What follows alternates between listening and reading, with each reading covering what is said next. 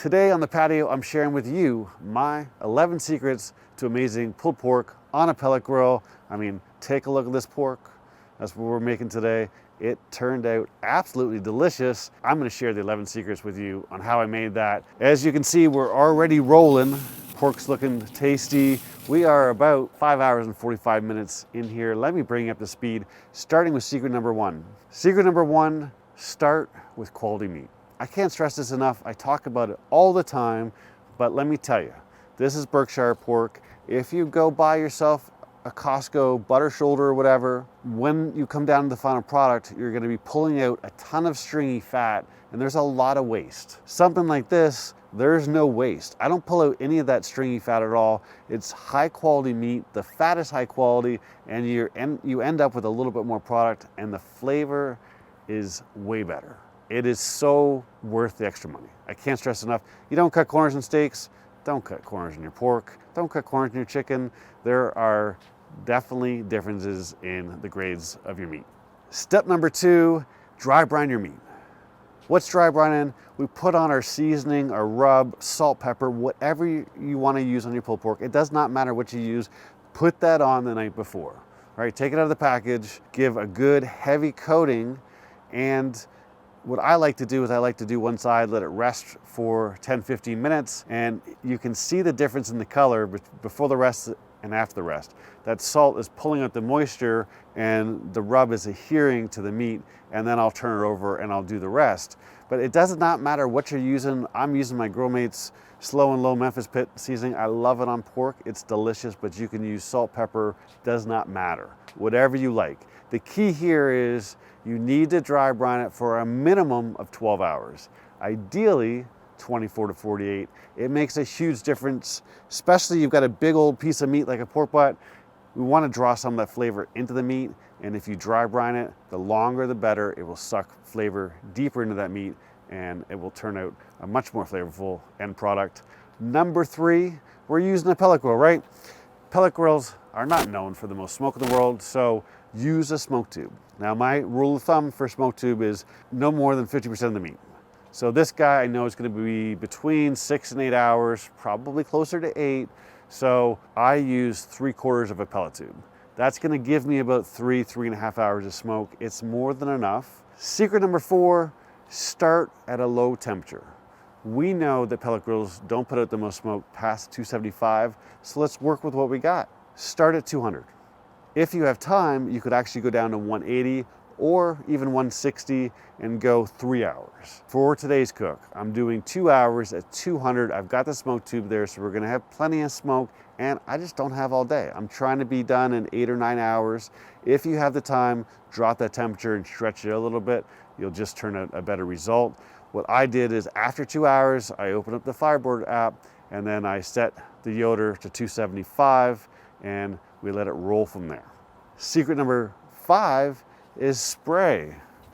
Don't spray a ton, only when you need to, but spray your meat with 50-50 water apple cider vinegar, 50-50 water apple juice water, whatever you like, just a little bit of moisture. As you can see, we're getting a little bit of a dry spot here. We are 5 hours and 45 minutes in. I've sprayed once. I sprayed that at about the 4 hour mark.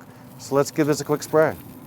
You don't have to overspray this. Just spray if you start to see some dry spots. I typically stay away from the fat, although once in a while I will spray a little bit on the fat. I'm probably only going to spray this about 3-4 times tops. Secret number six is cook until you like the bark. Right? Lots of people with pulled pork, they say, oh, wrap it at 165. There's no rule that says you have to do that. I will typically push up a little closer to 170, maybe 180. It all depends on what temperature I'm cooking at and how much bark I develop once it gets up to that temperature, right? Right now we are at 162, and if we take out our thermometer, we can start to poke through here. There's 162 as well. The end obviously is going to be a little hotter. There's the bone, 164. 165, 160. So there's our coldest spot, almost 161. So we're pretty good across the board, but we're looking for bark.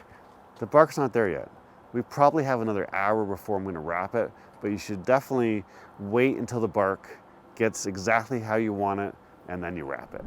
We're now at the 7-hour mark. It's time to wrap. We're sitting around 180. I mean, look at the color. It's looking absolutely phenomenal right now. Feeling pretty good. We're at 179 there, 182, a little warmer back there, 186, 177, 178 back there. Perfect time to wrap, but again, it's all about the bark, and the bark is looking phenomenal. I've sprayed this exactly once in the last 2 hours. So now what we'll do is we'll pull this guy off and we'll wrap it. We're gonna wrap in the sun while it's still out. Secret number 7 is just wrap this. Again, it's gotta be over 165 preferably, but I would go as long as you can because that bark looks absolutely delicious. Don't really have to put any moisture in here, braising liquid or anything like that. I'm gonna give this a quick spray of apple cider vinegar and water, but there's still a ton of moisture and fat that's gonna render out of this, so you can actually skip that step if you want. I'm gonna move this guy over a little bit. What I'll do here is I'll come all the way across. The big thing here is you wanna keep this tight, right? We're not trying to steam it. This is heavy duty foil.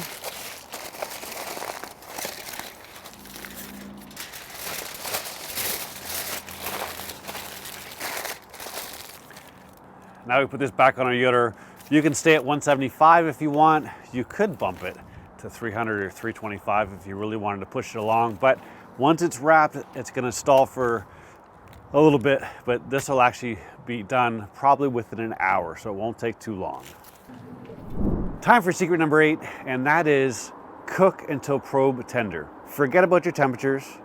Every piece of meat is different. You've got to do this by feel. We are at exactly 9 hours in, just to give you an idea. We're gonna poke through our foil. Oh yeah.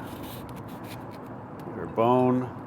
Oh, I found one little spot in there right in the middle that's a little tender, or found a stiff spot right in the center. So we're actually gonna give this maybe another 10 or 15 minutes. It's not gonna take long. As you can see, we're right around 205 to 207, maybe 208 in a couple spots. But if I hadn't found that one spot, I would have actually pulled it right now. But right in the middle, there's just a little bit of give there, so I want to give it another 10 or 15 minutes. It's not going to take long. It's been exactly 15 minutes. We'll have another quick look, but I'm pretty sure that we're done. Yeah. Tender throughout, so we can pull this off. Which leaves us with secret number 9, rest. So pork, you actually don't have to rest very long. You could do 15 minutes, 30 minutes. I'm gonna do about 30, but you don't need to go much longer than that. You can, however, just like a brisket, you can let this come down in temperature for a few hours and then throw it in your oven at 150 and hold it for 12, 14, 16 hours, no problem. So it's been 30 minutes. I did open up the pork, just let it come down in temperature a little quicker. Let's have a look at how we did here. I think we nailed it. So what I'm gonna do here is I've got that, I'm gonna put that over here. I'm gonna pull this pork out, put it inside a container so that it will catch all the juices. Speaking of juices, we'll dump some of that in there. Tell me that doesn't look delicious. Secret number 10 is no secret. It's called pulled pork. We have to pull it. So we're gonna grab our bone here, which, look at the right side of that guy. Where is it? I pulled it out the wrong. It's not gonna come out cleanly when you pull it out against the meat. But as you can see, it did come out nice and clean. We'll throw that guy right there. And we just pick up some pork and shred it, all right? Comes apart beautifully.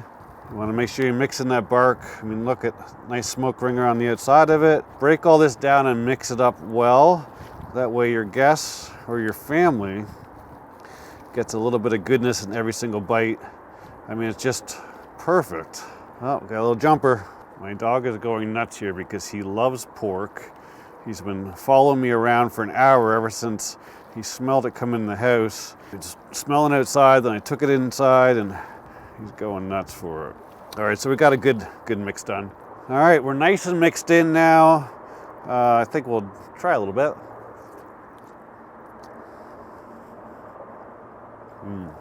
Man, people laugh at me about that Grill Mates rub that I use. I've been using it for like 15 years at this point. It never disappoints. I love it. Secret number 11. Before I can share that with you, I gotta tell you about the contest. 25,000 subscribers, thanks to you guys, is approaching quickly. I'm doing a big giveaway. Super easy to enter. Just go to my website, ramencook.com, scroll down on the front page and add your email address, or click the 25K giveaway link on my webpage, and it will take you to a place to add your email address, and I'm going to do a random drawing. Lots of partners involved. On that giveaway page, I've started to list some of the partners that are involved to kind of give you a little bit of a teaser, but it's coming quick. Tip, secret, whatever you want to call it, number 11 is serve this bad boy with a nice vinegar sauce. Now, I did not make the vinegar sauce on camera today, but I do have another video. I'll link it here where I did pulled pork a little differently, slightly differently. But what I did is I made this vinegar sauce there, and this stuff is phenomenal. Unfortunately, I had glass break on me and I lost about 3/4 of it, but I got a little bit left here just for the video. Once I'm done filming, I will go in and make it again. But I'll tell you what, I was not a huge vinegar sauce guy. I made this stuff and fell in love. Since then, I've served it to about 50 different people and everyone has loved it. It does have some chili flakes in it, so it's got a little bit of a kick to it, but you guys know I'm a wimp. Doesn't bother me at all. Hang on, need just a little bit more. Oh yeah, here we go.